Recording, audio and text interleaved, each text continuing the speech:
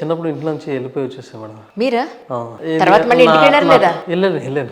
ఒక 12 years 13 years ఆ టైంలో ఇంట్లో చిన్న డిస్టర్బెన్స్ అయ్యి వచ్చేసాను అట్లా. సో అక్కడ ఇంటర్ వరకు చదువుకున్నాను. దాని తర్వాత డిగ్రీకి మంచి కళలో ఆర్గనైజేషన్ అని భవానీ శరత్ కుమార్ అని మేము మమ్మీ డాడీని పిలుచుకుంటాం.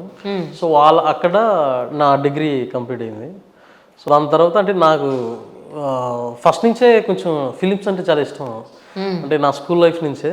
సో అలా ఫస్ట్ ఫిలిమ్స్ అనే థాట్లోనే సో నా కెరీర్ అనేది నేను ఫిక్స్ అయిపోయాను చైల్డ్హుడ్లోనే. ఓకే, నేను ఫిలిమ్స్కి వెళ్తున్నాను, నా ఏమి ఇది అన్నట్టుగా. సో ఎన్నాళ్ళకి మళ్ళీ మీ పేరెంట్స్ కనిపించారు మీరు అసలు? జస్ట్ ఒక 6-7 months తర్వాత తెలిసింది సో దగ్గర ఉన్నాడని. సో వాళ్ళు వచ్చారు, చూశారు. మళ్ళీ నాకు ఇంకా వెళ్ళాలని లేదు, ఎందుకంటే ఇక్కడ ఎడ్యుకేషన్, ఇక్కడ ఉన్న సిస్టమ్ నాకు చాలా బాగా నచ్చింది. మాది ఒక చిన్న పల్లెటూరు కాబట్టి సో అక్కడికంటే ఇక్కడ చాలా బెటర్గా ఉంది. ఇక్కడ కొంచెం ఆ పిల్లలతో అంతమంది డాన్స్ చేయడం, యాక్టింగ్స్ అని అప్పటి నుంచే ఈ కల్చరల్ యాక్టివిటీస్ అన్ని స్టార్ట్ అయ్యాయి.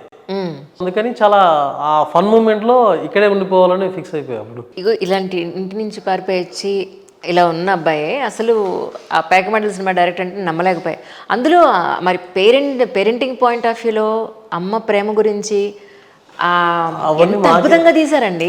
మరి ఎలా తీయగలిగారు మీరు? అంటే దూరంగా ఉంటే ఇంకా ఎక్కువ తెలుస్తుంది కదండి, దగ్గరుంటే విలువ ఉండదు, దూరంగా ఉంటేనే తెలుస్తుంది కదా. అవును అవును. అంటే చాలా లైఫ్ చూశాను మేడం నేను కూడా. అంటే ఇలాంటి సిచ్యువేషన్స్ని సరౌండింగ్లో కూడా చూసాం కాబట్టి సో అది బాగా కనెక్ట్ అవుతుంది. హట్టింగ్ అంటే ఒక బాగా హంటింగ్ చేస్తూ ఉంటుంది. సో ఇది చెప్పాలి, ఈ సబ్జెక్ట్ చెప్పాలి, ఇదేదో చేయాలి అన్న ఫీలింగ్ రన్ అవుతూ ఉంటుంది. ఆ పాయింట్ ఆఫ్ వ్యూలోనే ఇది స్టార్ట్ అయింది అంతా. ఎన్నాళ్ళు పట్టిందని రాసుకోవడానికి ఈ కథ మీకు? ఈ కథ నేను రాసుకుని నా 10th classలో రాసుకున్నాను. నేను 10th classలో ఉన్నప్పుడు ఈ కథ రాసుకున్నాను. అంటే అది ఒక రియల్ లైఫ్ ఇన్సిడెంట్ నేను చూశాను అక్కడ. సో బోయగూడ అని మా school government boys high school అక్కడ ఉండేది, సికింద్రాబాద్లో. అక్కడ మీ 10th classలో ఏంటంటే ఈ పానీపూరి గప్చుప్లు ఉంటాయి కదండి, అవి ఆ పక్కన ఒక లేడీ చేసేవాళ్ళు. మేము అక్క అని పిలుచుకుంటాం, మార్వాడి అమ్మ. సో వాళ్ళు చేసి దాన్ని షాప్కి డెలివరీ చేస్తూ ఉన్నప్పుడు అది పగిలిపోయినాయి మాకు 2 రూపీస్కి 3 రూపీస్కి అట్లా ఇచ్చేవాళ్ళు. సో మేమేంటంటే స్నాక్స్ లాగా వాటిని తినడానికి ట్రై చేసాము. సో ఈ ప్రాసెస్లో ఒకరోజు నేను నా ఇంటికి వెళ్ళాను. ఆ ఇంటికి వెళ్ళి చూస్తే చాలా చిన్న ఇల్లు, ఒక చిన్న చాప వేసుకొని నా హీరోల క్యారెక్టర్ పడుకుని ఉంది. సో ఆమె చిన్న అక్కడ వర్క్ చేస్తా ఉంటే ఆమె నడుము మీద కాలేసి డిస్టర్బ్ చేస్తాను. ఆ విజువల్ చాలా హర్టింగ్ అనిపించింది.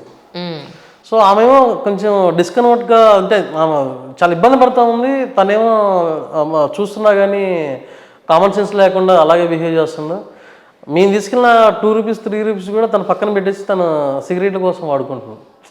ఇలా ఎంతమంది అంటే అప్పటి వరకు ఆమెలో ఇంకొక యాంగిల్ కనిపించేది, సాఫ్ట్గా ఎప్పుడు నవ్వుతా పలకరిస్తా ఉండే యాంగిల్. ఒక్కసారిగా చూసిన తర్వాత నా పాయింట్ ఆఫ్ వ్యూ కూడా చాలా డిఫరెంట్గా అనిపించింది. సో నేను బేసిక్గా ఏంటంటే నేను ఫస్ట్ నుంచి డాన్స్లు, యాక్టింగ్ అని చైల్డ్ ఆర్టిస్ట్గా ఫిలిమ్స్ కూడా అప్పుడు చేసేవాడిని ఇట్లా. సో ఈ ప్రాసెస్లో ఉండడం వల్ల నాకు అది ఈజీ కనెక్ట్ అయిపోయి దాన్ని ఒక స్కిట్ లాగా చేద్దామని, దాని తర్వాత ఒక ఏజ్ తర్వాత దాన్ని షార్ట్ ఫిల్మ్లా చేద్దాం అనిపించింది.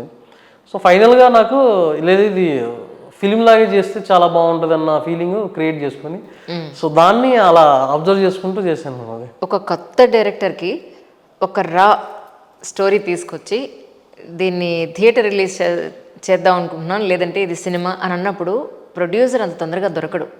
మీకు ఎలా దొరికారు? సో లక్కీ అండి అది. నాకు వెరీ లక్కీ అండి. పాయింట్ ఆఫ్ కష్టపడలేదా పెద్దగా?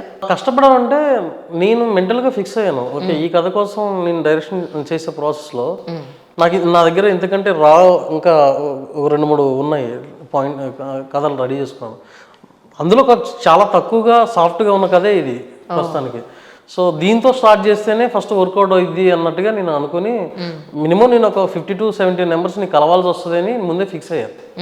సో మా కో డైరెక్టర్కి అప్పుడు నేను చెప్పాను, నేను గాడ్స్ ఆఫ్ ధర్మపురి అని ఒక వెబ్ సిరీస్ ఉంది, దానికి అసోసియేట్ డైరెక్టర్గా వన్ ఆఫ్ ద రైటర్గా వర్క్ చేశాను దానికి.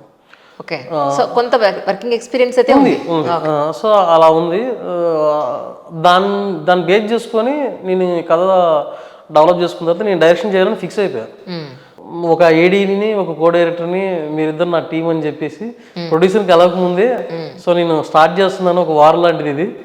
తగిలితే ఫస్ట్ తగలచ్చు, లేదంటే ఒక 60 70 నెంబర్ తగలచ్చు. కానీ మీరు రెడీగా ఉండండి అన్నట్టుగా రైట్. చెప్పాను. లక్కీగా నాకు రాకేష్ ఫస్ట్ యాక్సెప్ట్ చేసింది వినగానే. సో అది చాలా అంటే రాకేష్ కూడా ఒక టేస్ట్ ఉంది కాబట్టి యాక్సెప్ట్ చేయగలిగింది, కానీ లేదంటే చాలా కష్టమయ్యేది. లేదండి, యాక్చువల్లీ ఇప్పుడు స్టోరీ మనం అనుకోవడం వేరు, అవతల వాళ్ళకి చెప్పడం వేరు. అవును అవును యాజ్ ఇట్ ఈస్గా మనం పిక్చరైజ్ చేసి తీసిన తర్వాత ఉండే అవుట్పుట్ వేరు. అవును అవును. So most of the times మీరు నమ్మరు, నేను ఎంతమంది ప్రొడ్యూసర్స్ని నేను చూశాను ఈ జర్నలిజం దీంట్లో, ఎన్నో సినిమాలు చేసేసి సగం పైగా చేసేసి 70% అయిపోయాక అవుట్పుట్ చూసుకుంటే అసలు వీళ్ళు అనుకున్న దానికి తీసిన దానికి సంబంధం లేక అబ్బెబ్బాయి ఇది అసలు వద్దయ్యా అని చెప్పని ప్రొడ్యూసర్ ఉన్న డబ్బులంతా వదిలేసుకొని తీసిందంతా ఏమీ చేయలేక పక్కన పడేసిన సందర్భాలు నేను ఎన్నో చూశాను. మీకు విడిగా ఆఫ్ ద కెమెరా మీకు నెంబర్ కావాలన్నా కూడా ఇస్తాను. అంటే నేను అంత చాలా భయంకరమైన సిచ్యువేషన్స్ చూశాను సార్. అంటే అలాంటిది మీరు అంత తక్కువ ఎక్స్పీరియన్స్ తోటి మీరు అనుకున్న కథని ఎంతో అద్భుతంగా మీరు, అంటే this is not at all a paid promotion అండి. సినిమా నిజంగా చూసి జెన్యూన్గా ఎవరు డైరెక్టర్ అని చెప్పని వెతుక్కుని బలేసి మరీ పట్టుకుని తీసుకొచ్చాం మేము స్టూడియోకి, యాక్చువల్లీ చెప్పాలంటే టు బి ఫ్రాంక్. సో అలాంటివి నేను చాలా చూశానండి. అలాంటిది మీకు ప్రొడ్యూసర్ దొరకడం ఒక ఎత్తు, మీరు అనుకున్నట్టుగా మీరు ప్రొడ్యూసర్కి ఒప్పించినట్టుగానే కథ యాజ్ ఇట్ ఈస్గా తీయడం, నాట్ ఈవెన్ సింగిల్ ఫ్రేమ్. చూసిన వాళ్ళు మా అందరికీ కూడా ఎక్కడా బోర్ అనిపించలేదు. Such a realistic story. మీరు తీసింది ప్రతి ఇంట్లో ప్రతి ఆడవాళ్ళ కథ, నిజంగా అది ప్రతి విమెన్ కనెక్ట్ అవుతుంది.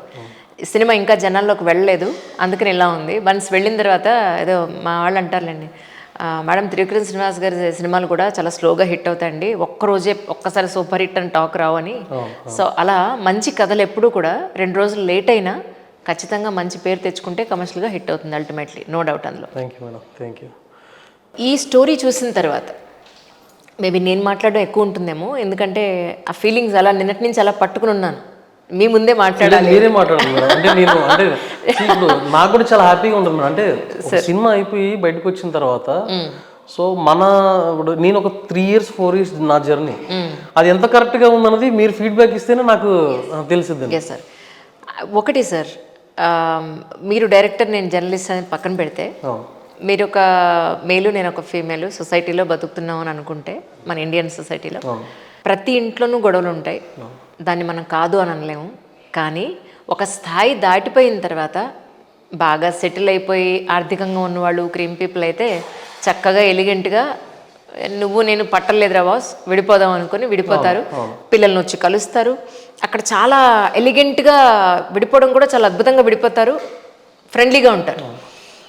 సమస్యల్లా lower middle class, poverty, below poverty ఉన్న వాళ్ళ మధ్య పొరపాటున ఏదైనా ఇష్యూ వస్తే రచ్చ రంబోల నరకం చూస్తారు మేడం. అదైతే నాకు చాలా చూసాను అట్లా. అసలు అంటే ఉండలేక వెళ్ళలేక, వెళ్తే ఎక్కడికి వెళ్ళాలి, ఉంటే ఎలా బతకాలి, చాలా మందికి సైకలాజికల్ గా సఫర్ అవ్వడం నేను చాలా చూసాను మేడం. అదే అంతా మీరు ఎలా అయితే ఇప్పుడు మాట్లాడేటప్పుడు అన్ని ముందే మాట్లాడిన హోల్డ్ చేసుకుంటా అన్నారు. అవును, మీ సినిమాకి అలాగే ఉన్నారా? నేను కూడా ఆ స్క్రిప్ట్ లోనే అదే ఫోకస్ గా పెట్టుకున్నాను. సో నేను కూడా సెట్కి వెళ్ళిన తర్వాత ఎవరితో ఎక్కువ మాట్లాడను.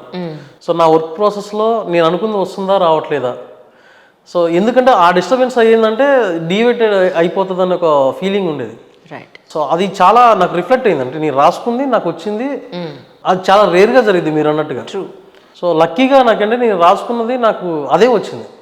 అంటే మీన్ పర్సంటేజ్ కొంత ఉంటుంది, ఏ డైరెక్టర్ అయినా 100% చేయలేరు, బట్ నాకైతే ఒక 50-60 రీచ్ అయ్యానన్న ఫీలింగ్ అయితే నాకు అనిపించింది. లేదండి 50-60 కాదు, నన్ను అడిగితే 100కి 100 పాళ్ళు మీరు సక్సెస్ అయ్యారు దట్ పాయింట్ ఆఫ్ వ్యూలో, అన్డౌటెడ్లీ. ఎందుకంటే యాజ్ ఎ జర్నలిస్ట్గా మీడియాలో ఉంటూ ఇటు ఎలక్ట్రానిక్ మీడియా అనండి, సోషల్ మీడియా అనండి, ప్రింట్ మీడియా అనండి, ప్రతి దాంట్లోనూ పనిచేసి వచ్చిన వాళ్ళమే ఇంతవరకు. ఆ ప్రతి ఎలిమెంటు ఈ సినిమాలో ఉంది. ఇన్నాళ్ళ ఒక రియలిస్టిక్ లైఫ్ ఎక్స్పీరియన్స్ అంతా కూడా మీ సినిమాలో ఉంది, టు బి ఫ్రాంక్.